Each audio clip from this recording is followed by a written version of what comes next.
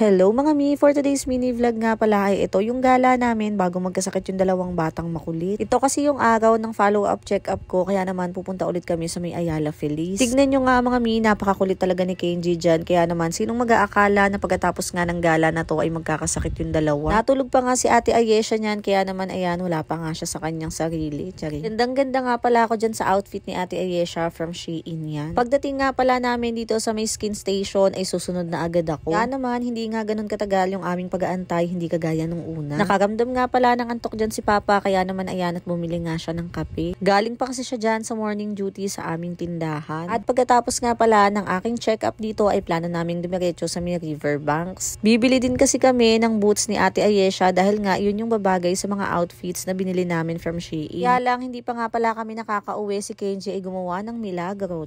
Wala naman akong dalang extrang diaper niya, kaya naman eto nga't napabili kami sa may supermarket.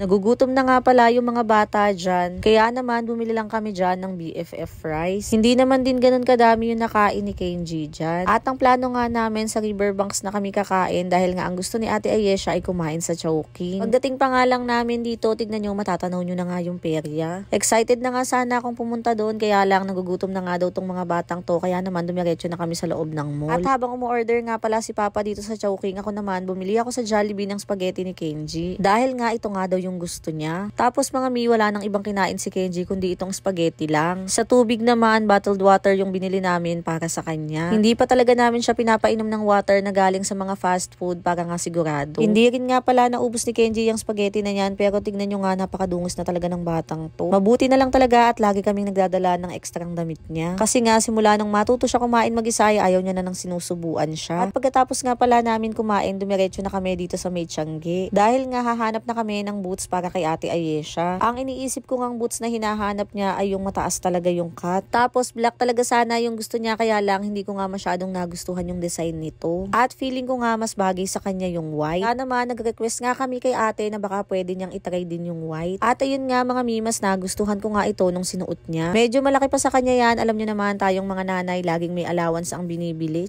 Mabilis kasing lumaki yung paa nito ni Ate Ayesha. At syempre para nga masigurado na magtatagal sa kanya ito. Ito lang naman talaga yung pakay namin sa pagpunta namin dito. Pero itong mga batang to, ayan, at nagyaya na nga din gumala dito sa may perya. Ewan ko ba, every year naman merong ganito dito, pero lagi pa rin kaming na-excite. Si Kenji naman, ayan, nagpabili na agad siya ng ticket para makasakay nga daw siya doon sa carousel. Kami ni Ate Ayesha, naiwan na kami dito sa labas dahil nga ayaw niya nang sumakay dahil nga daw malaki na siya. Mahihilo nga lang daw siya dyan. Charing.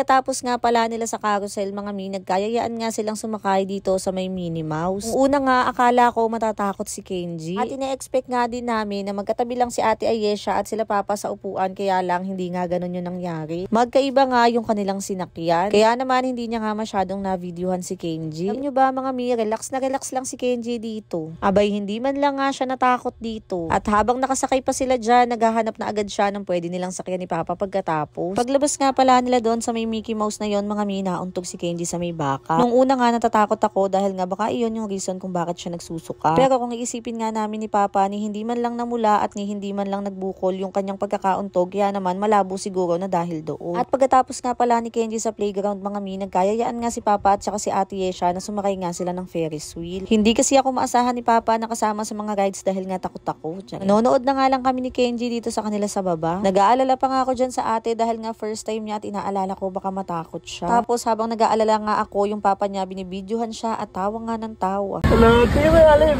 Sige ba ilalim? Pagbaba nga ng Ate Ayesha, ayan nga at nasuka siya. Nahilo daw kasi siya doon sa Ferris wheel. At pagkatapos nga namin doon mga mi, ay nagkayayaan na kaming umuwi. Tapos habang naglalakad nga kami papunta sa parking, ay napansin namin si Kenji na ganito na nga ang itsura. Abay, tuwang-tuwa nga sa kanya dyan lahat ng tindera na madadaanan namin dahil nga daw natutulog na siya. Kaya naman ito rin yung reason kaya naisip namin na baka nga nabati siya. Dahil nga sa dami ng tao na pumansin at natuwa nga sa kanya. Hanggang dito na lang mga mi. Thank you.